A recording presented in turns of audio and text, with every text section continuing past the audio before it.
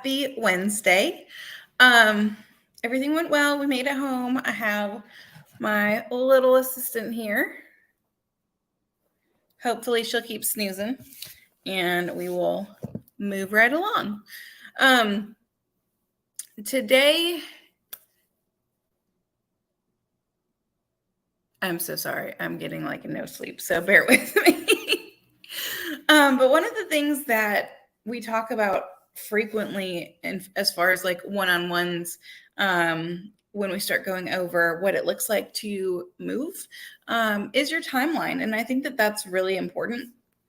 And how you want to time everything. Most of the time, people don't reach out until they think they're like completely ready to go, and that's fine. We can work with that. I prefer to talk to you the second you're considering a move, so that we can go ahead and get that timeline shored up and ensure that we have everything ready to go. Especially if you're a first-time home buyer, there's a lot that goes into it, and we want to make sure that we have everything ready. I've had a couple instances where people think they're ready to go, and then they don't really have any credit, and we have to work on building that. Not that it's bad, it's just it doesn't exist, and so there's nothing for a mortgage company to go off of to decide that you are going to be a safe borrower for them. So that's the first thing. We always want to hit it way ahead of time just to make sure that we're seeing any issues that may arise, and tackling them up front. The other thing is, when do you start looking? As far as when a lease is up is really important. And most of the time, you're hoping to end your lease and move into your home. The nice thing is, unlike rent, a mortgage, you usually have a delay in that first payment because you're technically making your first payment as part of your closing costs. So then you're going to have 30 to 45 days before you actually need to make a payment on that mortgage. I find that to be really, really helpful when you are moving, because even if you have like a month overlap, you're not going to end up paying for two places in the same month. It's just going to feel like you're paying your rent, but you already have your house. So that's important. The other thing is considering how long it may take. So you definitely want to look at both sides of it and see where you want to fall. Sometimes you can go month to month when your lease is up. Usually there's a little bit of an upcharge in that, but if you're paying like $100 more a month, then it may make sense to have that arrangement, and start closer to the end of your lease time, because you know that you're going to be able to stay there after. The other option is looking at what it looks like to break your lease or pay it off. All of them are different, so you really need to read your lease and make sure. But for example, like to break our lease in Florida was the equivalent of 2 months rent. So for us, that was nothing compared to how much we still had left on it. So we went ahead and did that. When we bought our house here, it was 4 months to break it, and we were about 4 months out from it being done. So we ended up just paying it. We paid double, I think 1 to 2 months. But that gave us the ability to move slower and have that chance to get everything in and be a little bit less stressed. So if you have the ability to do that, then you have a little more flexibility. It was not fun paying them both. So keep that in mind. But we knew that that was a risk when we started looking as early as we did. Our lease was up in April. We started looking in fall, ended up putting in a contract end of December, closed in February. So we really only had a little bit of an overlap. But if you're in a similar situation and you don't want to pay double at all, then what I would suggest would be, that sweet spot is really about 3 months out. And the reason for that is because depending on your loan type, it's going to take 30 to 45 days to close the home. But then you also want to leave time for you to find it.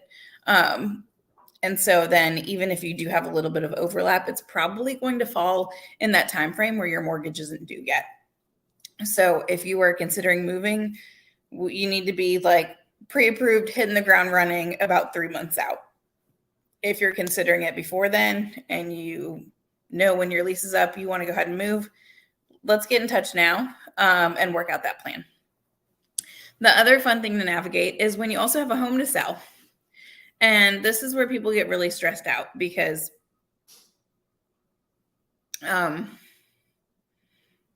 you don't want to end up homeless. And a lot of people worry about that, especially because it depends on the market, right? So if you are in a really strong buyer's market and you have your pick of any house, well, really a buyer's or a seller's market, you still want to focus on your house first. But I'm so sorry. I'm hearing people in the background. Bear with me and my sleepless nights and ADD. But in a buyer's market, it's not as big of a deal.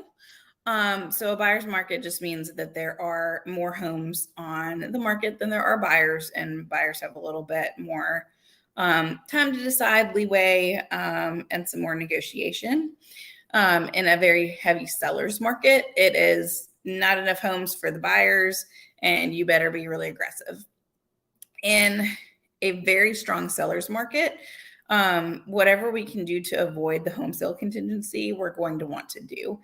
But the nice thing is then you get that on the sell side too. So what I usually recommend with that is we list your house first. We ask hopefully for a buyer to be willing to allow you to stay in the home a little bit after closing. So then you can go ahead and purchase that next house without that contingency of your current home. In a balanced market, right, like we are right now, what I recommend is still listing first, because we are still in a place where accepting an offer contingent on a home that isn't even listed yet is probably unlikely to get picked. If it's a house that's been sitting on the market for a while and they have nothing else, they may accept it, but it's usually with a clause that states that another offer can come in and beat yours out. So we want to focus on listing your house first, which I know sounds entirely opposite of everything that feels right. But trust me, there's reason. So we want to start there. Once it's under contract, we hit the ground running and we find you something else. There are other things you can do too. If you're really, really concerned, you can technically make the sale of your home contingent on you finding another property. Again, that severely limits your buyer pool. I wouldn't recommend it, but it is an option. So just know that there's not one way to do that when you are transitioning from one house you own to another one. You don't have to rent in between unless you want to. It can honestly be a fairly smooth process, and it really just depends on your situation and what the market is and what you're moving from and moving to. And there's a lot of factors. And so that's another thing where we really just need to sit down and look at what's going to work best for you. But if myself or whatever agent you're using tells you to go ahead and list your house first, they are looking out for your best interest. That is your best bet of getting into the next house. It sounds scary, but trust it. And if you really, really don't want to, we can come up with another plan. It's just not going to be usually as effective. But again, every situation is different from every client. So we'll figure out what works best for you. Same thing with that. When you're thinking about selling, I want to know a couple months ahead of time. I like to go ahead and do a walkthrough, see if there's any small things we can do in your home. A lot of times, people have like scuffs or dings for moving furniture or just living in your home. So if we can like patch up any trim, do any painting that might need to be done, small things that are going to make your house look way better. Honestly, a lot of the time, it's like you have grass stains on your house from mowing the lawn and you pressure wash it and it looks like a brand new house. So we'll go through checklists of things like that, of anything small that we can do to make it just look better and market better. As well as if there are any major issues that I need to be aware of, if they can be fixed, or if it's something we just need to disclose and roll with. I'm also going to go ahead and do a market analysis at that time and determine what your value is looking like. If we're more than a couple weeks out, then I'm probably going to redo it when we're at the point of listing, but that gives you at least some sort of framework of what you're looking at financially. And so we can determine what repairs, if any, are worth doing versus not. And then that really gets you in a plan. We can start moving anything, especially if you're downsizing. Go ahead and start getting rid of some things that you don't use all the time. If you need to get a storage unit, let's work on that. Just anything you need to do to prepare to make your home show better is going to give you a higher price when it sells.